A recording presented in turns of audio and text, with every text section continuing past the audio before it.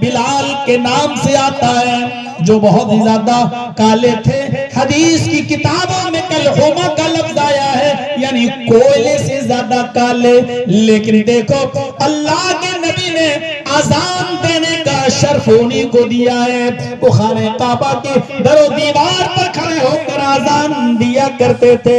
ये बिलाल हबशी है। मदीना में जाने के बाद कहने लगे अल्लाह के नबी, मैं निकाह करना चाहता हूँ, शादी की ख्वाहिश है, मैं भी चाहता हूँ कि निकाह करूं। ये काला कलूटा इंसान, हबशी और नस्ल इंसान, अफ्रीका के जंगलों में रहने वाला इंसान, मक्के मदीने की सरजमीन पर निकाह का इच्छा, निकाह की ख्वाहिश जाहिर करता है। तो मदीने के बड़े बड़े अंसारियों ने, बड़े बड़े अमीरों ने अपने घर के दरवाजे खोल दिए और कहने लगे बिलाल आओ, आए बिलाल आओ, मेरे घर में आ जाओ, पानी पी लो, मेरी बेटी पानी लेकर तुम्हारे पास आएगी, मेरी बेटी का चेहरा देख लो, मेरी बेटी के हाथ की हथेलियां देख लो।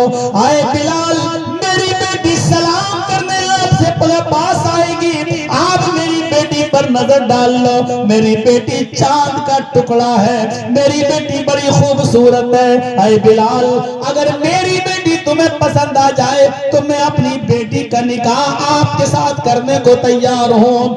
हजरत बिलाल ने यह निकाह की ख्वाहिश, निकाह की शादी की इच्छा जाहिर की थी कि अरब के बड़े बड़े अमीरों ने और रईसों ने अपनी बेटियों का पैगाम देना शुरू कर दिया। वो लोग शक्लो सूरत नहीं देखा करते थे, वो ये देखा करते थे कि बिलाल के अंदर तकवा क्या है, बिलाल अल्लाह वाला कितना है, नमाजी कितना है, अल्लाह से डरता कितना है। इसलिए कि मदीने के लोगों ने ये सुना था, अल्लाह के नबी ने कहा था, ऐ बिलाल ऐसा कौन सा अमल करते हो, ऐसा कौन सा काम करते हो। मैंने देखा जन्नत के अंदर, जब मैं जन्नत में गया अल्लाह ने मुझे जन्नत दिखाई, मेराज के मौके पर मैंने जन्नत के अंदर तुम्हारे जूतों की आवाज सुनी है, यानी मुझे बिलाल तुम्हारे जूतों की आवाज जन्नत में सुनाई दी। यानी अल्लाह ने मुझे बता दिया कि बिलाल को मैं जन्नत देकर रहूंगा। समझ लो कि बिलाल जन्नत में है। यकीन ना आए तो बिलाल के जूतों की आवाज सुन लो। हजरत बिलाल इतना अमल किया करते थे कि अल्लाह के नबी ने बिलाल के जूतों की आवाज जन्नत में सुनी। साहबा जानते थे इस नेक आदमी के अगर निकाह में मेरी बेटी चली गई तो मेरी बेटी भी जन्नती हो जाएगी, मेरी बेटी भी जन्नत जैसे अमल करने लगेगी। हम क्या देखते हैं शादियों में, अपने समाज, अपनी सोसाइटी पर गौर करें, क्या देखते हैं हम अपने, हम तो ये भी नहीं देखते हैं कि अपनी बेटी की शादी हम कर कहाँ रहे हैं।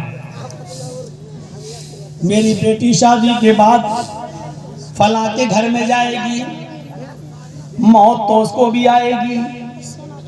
हम ये भी नहीं देखते कि वो लोग सूरह फातिहा पढ़ते हैं या नहीं पढ़ते हैं। मेरी बेटी उस घर में जाएगी, अगर मौत आ गई तो मेरी बेटी की वहां नमाज जनाजा पढ़ी जाएगी। भाई जहां जा रही है वही तो पढ़ी जाएगी। जब वहां जनाजे की नमाज पढ़ी जाएगी, वो लोग नमाज जनाजा पढ़ाएंगे। अल्लाहु अकबर, सुब्हानकल्लाहुम्मा व बिहम्दिका व तबारक अस्मुका व तआला जद्दुका व ला इलाहा गैरुक। अल्लाहु अकबर, अल्लाहुम्मा सल्लि अला मुहम्मद, अल्लाहुम्मा बारिक अला मुहम्मद, अल्लाहु अकबर, अल्लाहुम्मा इग़फिर लि हय्यिना व मय्यतिना। सूरह फातिहा ना इमाम पढ़ेगा ना मुक्तदी पढ़ेंगे। और हमारा अकीदा तो ये है, हमारा ईमान तो ये है, ला सलात लिमन लम यक़रा बिफातिहतिल किताब। कोई भी नमाज हो, फर्ज हो, सुन्नत हो, नफिल हो, जमात के साथ हो, अकेले हो, इन्फिरादी हो, इज्तिमाई हो, जनाजा हो, ईद की हो, बकरा ईद की हो, कसूफ की हो, खसूफ की हो, सूरज किरण की हो, चांद किरण की हो, कोई भी नमाज हो जिस नमाज में सूरह फातिहा नहीं पढ़ी जाएगी वो नमाज नहीं होगी। हमने अपनी बेटी को अपनी जिंदगी में ऐसे घर में भेज दिया, मरने के बाद गोया के उसको बगैर जनाजे के दफन कर दिया गया है। हम अपनी बेटी की आखिरत भी नहीं देखते, हम अपनी बहनों की आखिरत भी नहीं सोचते। मेरे भाइयों, का लिबासा उतार के जरा अपनी बहनों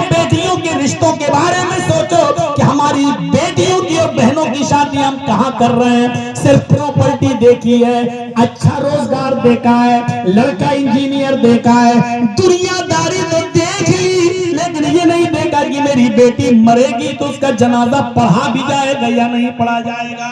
हम नहीं देखते। आप बेटियों के और बहनों के सही बाप नहीं है, सही भाई नहीं है। आप उनकी दुनिया को देखते हैं लेकिन आखिरत नहीं देखते।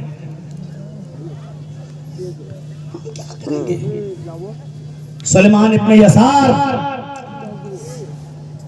का वाक़या आपने सुना है? कितने बड़े ताबई गुजरे हैं। सुलेमान तैमी इंतकाल के वक्त रोने लगे। लोगों ने पूछा, एक दिन तो सभी को जाना है, आंखों में आंसू क्यों हैं, रो क्यों रहे हैं?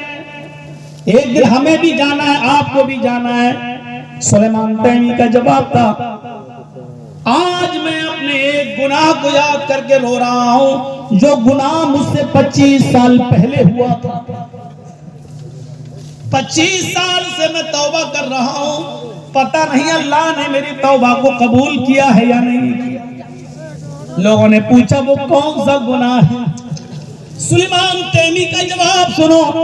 लोगों ने पूछा, वो कौन सा गुनाह है जो तुम आज याद कर रहे हो? अल्लाह गुनाहों को माफ करने वाला है। शिर्क न किया हो तो अल्लाह माफ कर देगा, और शिर्क भी किया है तो फिर से आप कलमा पढ़िए और ईमान ले आइए, अल्लाह माफ कर देगा। शिर्क की हालत में मौत अच्छी नहीं है। कहा शिर्क तो नहीं किया है, कहा फिर क्या गुनाह है? सुलेमान तैमी जवाब देते हैं, आज से 25 साल पहले मैंने एक बिदाती को सलाम कर लिया था। गुनाह देख रहे क्या?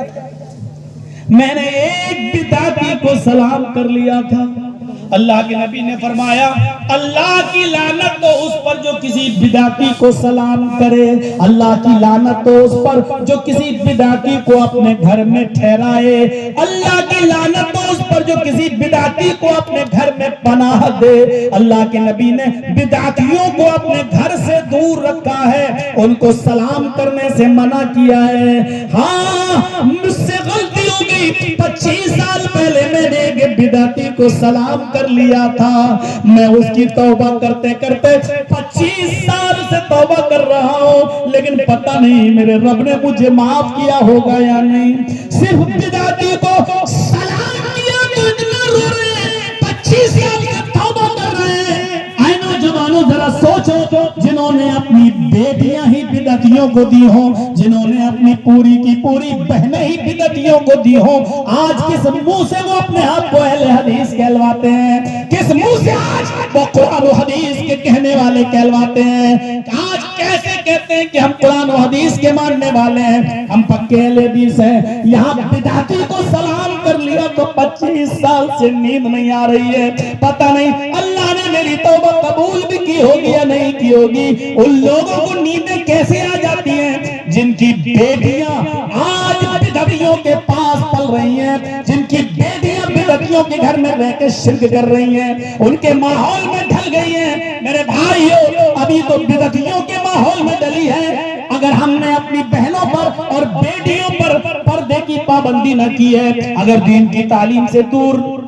अगर हमने दीन की तालीम से करीब नहीं किया है, तो हमारी बेटियां गैर मुस्लिमों के माहौल में रहेंगी, सिंदूर भी लगाएंगी, चुटकी भी पहनेंगी, और ऐसा हो रहा है, ऐसा हो रहा है। मेरे भाइयों, बहुत हद तक हो भी चुका है। कितनी लड़कियां सोशल मीडिया पर देख लो, आज फेसबुक और व्हाट्सएप ग्रुपों में देख लो, जो आज मुसलमान हैं, गैर मुस्लिमों के निकाह में आ चुकी हैं, और आज वो अपने ही घर वालों को गालियां दे रही हैं, सिंदूर लगा लगा के दिखा रही हैं, चुटकियां पहन पहन के देवी देवताओं के सामने हाथ जोड़ के पूजा करते हुए वीडियो बना रही हैं और दिखा रही हैं, सोशल मीडिया पे डाल के हमें चिढ़ा रही हैं, हमारा मजाक उड़ा रही हैं। अगर हमने अपनी बेटियों के अंदर दीनदारी का माहौल पैदा नहीं किया, इनको अगर कॉलेजेस और यूनिवर्सिटीज में लड़कों से अलग अलग सिर्फ गर्ल्स कॉलेजों में अगर नहीं भेजा और लड़कों के साथ अगर बैठ के पढ़ाया तो हमारी बेटियां दूर नहीं कि गैर मुस्लिमों के पूरे कल्चर में ढल जाएंगी और हमको खून के आंसू रोना पड़ेगा। ये दिन हमें देखना पड़ेगा, क्योंकि दूसरी तरफ से पूरी आजादी है कि तुम इनकी बहनों को, इनकी बेटियों को प्यार और लव के चंगुल में ढाल लो, इनको उसमें पूरी तरीके से शामिल कर लो, और जब ये तुम्हारे प्यार में अंधी हो जाएं तो इनको लाओ और किसी मंदिर में ले जाकर इनसे निकाह कर लो, और 2-3 बच्चे जब पैदा हो जाएं तो छोड़ दो और बच्चों को अपने पास रख लो और इनको छोड़ दो। अब ना इनका बाप इनको अपने घर में जगह देगा, ना इनको ससुराल में जगह मिलेगी। अब ये किसी कोठे पर जाकर तबाइश बनेंगी और अपने जिस्म को बेचने के अलावा इनके पास और कोई दूसरा रास्ता नहीं होगा। आज ये हो रहा है। जो लोग आज तक दलितों को मुकम्मल तौर पर हिंदू ना मानते हो, दलितों को जो अपने मंदिर में न घुसने दिया जाता हो, देश की राष्ट्रपति एक नीचे समाज से आती हैं, उनको राम मंदिर के उद्घाटन के मौके पर दावत तो दी, लेकिन ऊपर से यह भी ऑर्डर था कि आप राम मंदिर के निर्माण व ओपनिंग में नहीं आएंगे, आपको आना नहीं है, वरना जहां बड़े बड़े फिल्मी स्टार पहुंचे हों और इस देश के राष्ट्रपति न पहुंचे। मेरे भाइयों, जो आज तक अपने हिंदू समाज की औरतों को भी और निजी जात के लोगों को भी मुकम्मल और कंप्लीट हिंदू का दर्जा न दे सका हो, अपने मंदिरों में प्रवेश न करा सका हो, वो आपकी मुस्लिम बेटियों को हिंदू बनाकर आप ये चाहें कि पूरा हक देंगे, ये बिल्कुल मुमकिन नहीं है, ये इम्पॉसिबल है, नामुमकिन है। हमारी लड़कियों,